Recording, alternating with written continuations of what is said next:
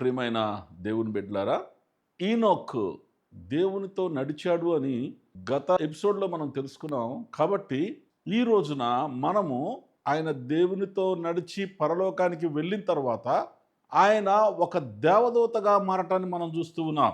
అక్కడ ఆయనకు ఒక పేరు పెట్టబడింది. అదేంటంటే మెటాట్రాన్. మెటాట్రాన్ అనేటువంటి పేరు పెట్టబడిన తర్వాత ఆయన అక్కడ ఉన్న వారందరితో చక్కటి సహవాసం చేస్తూ అక్కడ ఆయన రాసిన కొన్ని గ్రంథాలని మనము చాలా క్లియర్గా ఏంజియాలజీలో, అదేవిధంగా డీమనాలజీలో ఏ విధంగా వారి యొక్క ప్రయాణం జరిగింది, ఏ విధంగా పరలోక రాజ్యములో ఒకరి మీద ఒకరు తిరుగుబాటు చేస్తూ ఉన్నారో, అదేవిధంగా ఈ భూప్రపంచానికి వచ్చిన తర్వాత ఈ భూప్రపంచం మీద వారు చేసినటువంటి పనులేంటో కానీ మనం చూసినట్లయితే చాలా ఆశ్చర్యకరంగా కనపడుతూ ఉంటాయి. ఇవన్నీ కూడా చూసినప్పుడు దేవుని యొక్క దీవెన లేకుండా దేవుని చేత గెంటివేయబడినటువంటి సాతాను, లూసిఫర్, వీరందరినీ కూడా మనం ఒకసారి కానీ చూసినట్లయితే అసలు ఎలా జరుగుతుందో అనేది మనకు అర్థమవుతుంది. అలాగే అక్కడ ఉన్న 7 దేవదూతలు వారు చేస్తున్న పనులు, వారికి ఉన్నటువంటి బాధ్యతల గురించి కానీ మనం చూసినట్లయితే మనం కొన్ని విషయాలు చాలా క్లియర్గా తెలుసుకుంటానికి అవకాశం కనపడతా ఉంటుంది. 7 దేవదూతలు ఆ పరలోక రాజ్యాన్ని ఏలటాన్ని మనం చూస్తూ ఉన్నాం. ఆ పరలోక రాజ్యములో అనేకమైన పనులు దేవుని యొక్క సంకల్పం ప్రకారం ఈ 7 దేవదూతలు ఏ విధంగా చేయబడ్డారు, ఏ విధంగా నడిచారో మనం చూస్తూ ఉన్నాం. లూసిఫరు ఈ యొక్క భూమి మీదకి పడద్రోయబడిన తర్వాత ఆ లూసిఫర్ 1/3 వంతు దూతలందరినీ కూడా కిందకు తీసుకొని వచ్చారు.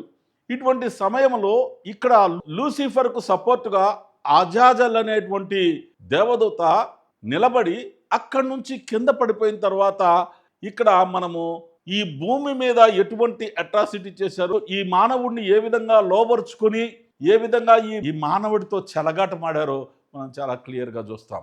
మనం మొట్టమొదటిగా మొన్న అనుకున్న ప్రకారం ఏంజియాలజీ గురించి తెలుసుకుందాం. అంటే దేవదూతల గురించి తెలుసుకుందాం. దేవదూతలు 7. ఈ 7లో మనము మొట్టమొదటిగా చూసినట్లయితే రఫాయేలు, ఊరియేలు, సరియేలు, గాబ్రియేలు, రమియేలు, మిఖాయేలు, రగేలు.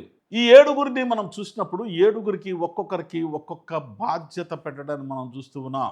ఈ 7 అక్కడ పరలోక రాజ్యములో అన్నిటినీ కూడా సమాంతరంగా చక్కగా నిర్వర్తించే బాధ్యత కలిగి ఉన్నారుగా మనం చూస్తాం. అదేవిధంగా పరలోకము నుండి ఈ భూమి మీద ఉన్నటువంటి దేవుడు సృష్టి అయినటువంటి ఈ మానవాళికి కూడా మంచి చెడులను తెలియజెప్తూ, ఏ విధంగా బ్రతకాలో తెలియజెప్తూ, ఏ విధంగా నడవాలో, ఏ విధంగా ప్రయాణం చేయాలో, ఏ విధంగా మంచిగా బ్రతకాలో ఈ 7 దూతలు పరలోక రాజ్యంలో ఉండటాన్ని మనం చూస్తూ ఉన్నాం. మొదటగా కానీ మనం చూసినట్లయితే రఫాయేల్ను చూద్దాం. ఈ రఫాయేలుకు ఉన్నటువంటి మొదటి లక్షణం ఏంటినంటే, ఎవరైనా కూడా అస్వస్థతగా ఉండినట్లయితే, ఒంట్లో బాగలేదు, జ్వరం వచ్చింది, ఇబ్బంది పడుతూ ఉన్నాం, మానసికమైనటువంటి వేదన, ఈ లోకంలో స్థిరంగా నిలబడలేకుండా మనసంతా కూడా గాయపడి అర్థం లేకుండా మన జీవితాన్ని నడిపేటువంటి పరిస్థితులలో ఈ మనిషికి స్వస్థత కలుగు చేసే విధంగా నీ శరీర భాగాలలో ఏ భాగమైతే నీకు అస్వస్థగా ఉందో ఆ భాగాలకు కూడా కావలసినటువంటి శక్తినిచ్చి నిన్ను కాపాడే విధంగా చేసేటువంటి మొట్టమొదటి దేవదూత ఎవరంటే రఫాయేల్. అలాగే ఈ రఫాయేల్ అనేకమైన అద్భుత కార్యాలు జరిపించే శక్తి కలిగినటువంటి దేవదూతగా ఉండటాన్ని మనం చూస్తున్నాం. అంటే ఒక్కొక్క దేవదూతకి ఒక్కొక్క విధమైనటువంటి వరాన్ని దేవుడిచ్చాడు. అదేవిధంగా ఒక్కొక్క దేవదూత ఒక్కొక్క బాధ్యత వహించి ఆ బాధ్యత ప్రకారం నడుచుకునే విధంగా ముందుకు వెళ్ళటాన్ని మనం చూస్తూ ఉన్నాం. ఈ యొక్క రఫాయేలును చూసినప్పుడు ఈ రఫాయేలుకు ఉన్నటువంటి బాధ్యతలు స్వస్థత, అదేవిధంగా బాధ్యత, అదేవిధంగా అద్భుత కార్యాలు జరిగించటం. కుంటివారికి కాళ్ళు ఇచ్చాడు, గుడ్డివారికి కళ్ళు ఇచ్చాడు, రక్తస్రావ రోగము కలిగినటువంటి స్త్రీకి ఆ యొక్క జబ్బును తీసివేశాడు. అంటే అనేకమైనటువంటి స్వస్థతలు కూడా ఆయన చేయటాన్ని చూస్తూ ఉన్నాం. దీన్ని బట్టి పరలోక రాజ్యములో మనకు ఏంజియాలజీ అంటే దేవదూతల విషయాలు ఈనోకు ద్వారా మనం తెలుసుకుంది ఏంటంటే ఒక్కొక్కరికి ఒక్కొక్క బాధ్యత ఉంది. అలాగే మొట్టమొదటిగా రఫాయేలుకు ఉన్నటువంటి బాధ్యతను గురించి మనం చూస్తూ ఉన్నాం. ఈ లోకంలో మనమందరం కూడా అనేకమైన ఇబ్బందులు పడుతూ ఉంటాం, మానసికమైన రోగాలతో కుమిలిపోతూ ఉంటాం, అనేకమైనటువంటి విషయాలలో మనం ఏమీ చేయలేని పరిస్థితుల్లో ఉంటూ ఉంటాం.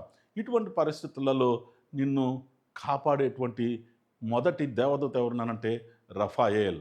అంటే అద్భుత కార్యాలు, స్వస్థత, ఈ 2 కూడా మొట్టమొదటి రఫాయేలుకి ఇచ్చినటువంటి ఆ దేవదూతకి ఇచ్చినటువంటి అన్నీ కూడా మనకు ఈ లోకములో నెరవేర్చబట్టాన్ని మనం చూస్తూ ఉన్నాం. మీరందరూ కూడా Jacob leaders international faith mission ద్వారా ఈనోకు దేవుని యొక్క శక్తి ద్వారా రాయబడినటువంటి ఈ గ్రంథాల ద్వారా మనము దేవుని బిడ్డలు మనం ఎరిగి దేవుడు మనల్ని ప్రేమిస్తూ ఉన్నాడని మీరు తెలుసుకొని ఈ రోజు రఫాయేలు ద్వారా తెలుసుకున్నటువంటి మాటలను బట్టి, రఫాయేలుకున్నటువంటి బాధ్యతలను బట్టి, యేసుక్రీస్తు ప్రభు వారు ఈ లోకంలోనికి వచ్చిన తర్వాత ఆ స్వస్థతను, గొప్ప ఆశ్చర్య కార్యాలను జరిగించిన విధానాన్ని బట్టి మనము చాలా క్లియర్ గా అర్థం చేసుకోవచ్చు దేవుడి యొక్క ప్రేమ ఎంత గొప్పగా ఉన్నదో. పరలోకములో నుండి దేవదూతల ద్వారా మనల్ని శిక్షించడానికి కూడా ఆయన ఒప్పుకోకుండా, ఆయన ఈ లోకంలో మనం పట్టుకొచ్చినటువంటి మరణం మన మీద అధికారం చేయకుండా కూడా ఆయన మనల్ని కాచి కాపాడటానికి ఆయన ప్రియకుమారుడైన యేసుక్రీస్తు ప్రభు వారిని పంపటాన్ని మనం చూసినప్పుడు చాలా క్లియర్ గా అర్థమవుతా ఉంది ఆయన ప్రేమ ఎంత గొప్పదో. అందుకొరకే Jacob leaders international faith mission లో పాలుభాగస్తులు కండి.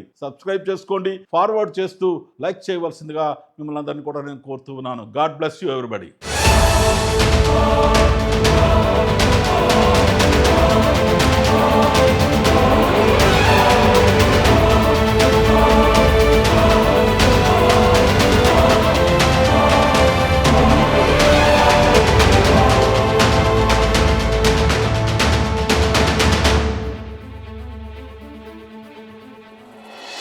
Jacob Slater international faith mission YouTube channel ని మీ ముందుకు తీసుకొస్తున్నాము. మీరందరూ కూడా లైక్ చేయండి, షేర్ చేయండి, సబ్స్క్రైబ్ చేసుకోండి. దేవుడి మాటలు దీవించును గాక. ఆమేన్.